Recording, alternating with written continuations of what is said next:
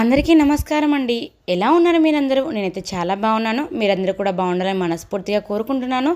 మరొక పుణ్యక్షేత్రంతో అయితే మేము ముందుకొచ్చేసాను. నిన్న మనం చిదంబర ఆలయం చూసాం కదా. చిదంబరం నుంచి 70 కిలోమీటర్ల దూరంలో కుంభకోణంలో ఉండే దారాసుర ఆలయం. ఇక్కడ ఆ మహాదేవుడు ఐరావతేశ్వర స్వామిగా కొలువై ఉంటాడు. ఆలయానికి వెళ్లే ముందు చుట్టూ పచ్చదనంతో చెట్లు నిండి ఉంటాయి. చెట్ల దగ్గర కూడా ఏమాత్రం ఎండ లేకుండా నీడగా ఉంటుంది. ఎంతసేపు కూర్చున్నా కూడా మనసు ప్రశాంతంగా ఉంటుంది. ఆలయం చుట్టుపక్కన పచ్చని చెట్లతో మనం అక్కడే ఉండిపోవాలి అనంత బాగా అనిపిస్తుంది.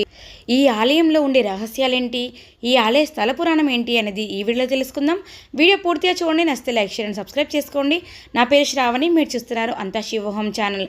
ఈ ఆలయం భూమి లోపలి భాగంలో ఉంటుంది. మనం వెళ్ళాలంటే మెట్లు దిగి వెళ్ళాలి. వెళ్ళగానే ముందుగా అక్కడ మనకి మ్యూజిక్ స్టెప్స్ అనేవి కనిపిస్తాయి. అంటే ఆ మెట్లని ముట్టుకుంటే చాలు మనకి సంగీతం వినిపిస్తుంది. ఆ మెట్లలో ఉండే మధ్యలో ఉండే 3 మెట్లలో మనకి ఓంకార శబ్దం కూడా వినిపిస్తుంది. గిట్టని వాళ్ళు ఈ మెట్లపై ప్రతిసారి రాళ్ళు విసరడంతో మెట్లలో ఆ సంగీతం ఏడ వినిపించకుండా పోతుందేమని దాని చుట్టూ జాలి కట్టారు. ఈ ఆలయంలోకి ముందుగా ప్రవేశించగానే అక్కడ మనకి పెద్ద నంది కూడా కనిపిస్తుంది. ఈ ఆలయ స్థల పురాణం ఏంటి అనేది అక్కడ రాసి కూడా ఉంది. కొన్ని వేల సంవత్సరాల క్రితం కట్టిన ఈ ఆలయం అక్కడ మనకి సాక్ష్యాలతో సహా అక్కడ రాసి కూడా చూపించారు. ఈ ఆలయాన్ని రాజరాజ చోళుడు నిర్మించాడు. యునెస్కో గుర్తించిన వారసత్వ కట్టడాల జాబితాలో గ్రేట్ లివింగ్ చోళ టెంపుల్స్లో ఇది ఒకటి. తంజావూరు బృహదీశ్వర ఆలయం, గంగైకొండ చోళపురాలతో పాటు ఈ ఆలయం కూడా ప్రాధాన్యత ఉంది. మనకి నెక్స్ట్ వచ్చే ఆలయం బృహదేశ్వర ఆలయం గురించి పూర్తిగా తెలుసుకుందాం.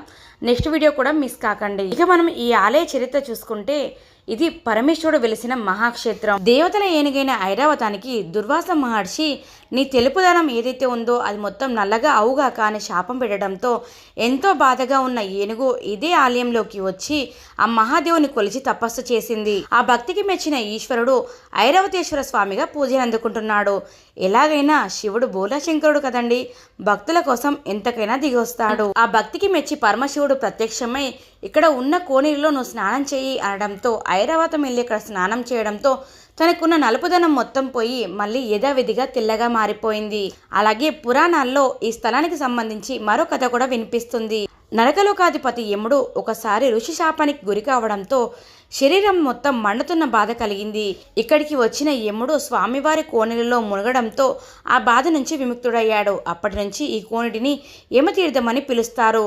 ఇక్కడ కోనేరు కనిపించట్లేదా అని అనుకుంటున్నారా? ఏ ప్రదేశంలో అయితే కోనేరు ఉందో ఆ కోనేరు ప్రదేశంలోనే ఈ ఆలయాన్ని నిర్మించారు.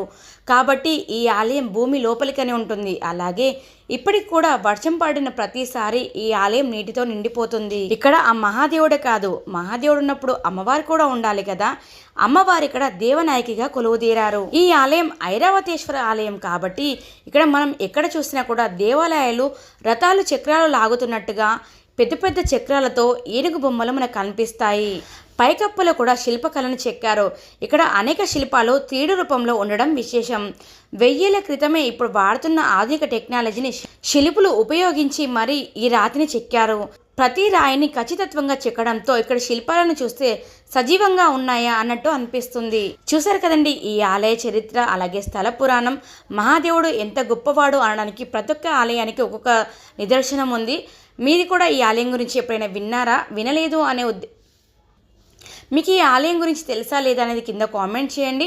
వీడియో నచ్చితే తప్పకుండా లైక్ చేయండి. ఈ ఆలయం గురించి చాలామందికి తెలియదు, తప్పకుండా షేర్ చేయండి. చిదంబరం వెళ్ళిన వారు తప్పకుండా ఈ ఆలయాన్ని దర్శించుకోండి. అలాగే ఎవరైనా కొత్తగా మన ఛానల్ చూస్తుంటే మాత్రం తప్పకుండా సబ్స్క్రైబ్ చేసుకోండి. పక్కన బెల్ ఐకాన్ ఉంది కదా, అది క్లిక్ చేస్తే నేను వీడియో అప్లోడ్ చేసిన వెంటనే నోటిఫికేషన్ మీ వరకు ఈజీగా వచ్చేస్తుంది. Thank you for watching.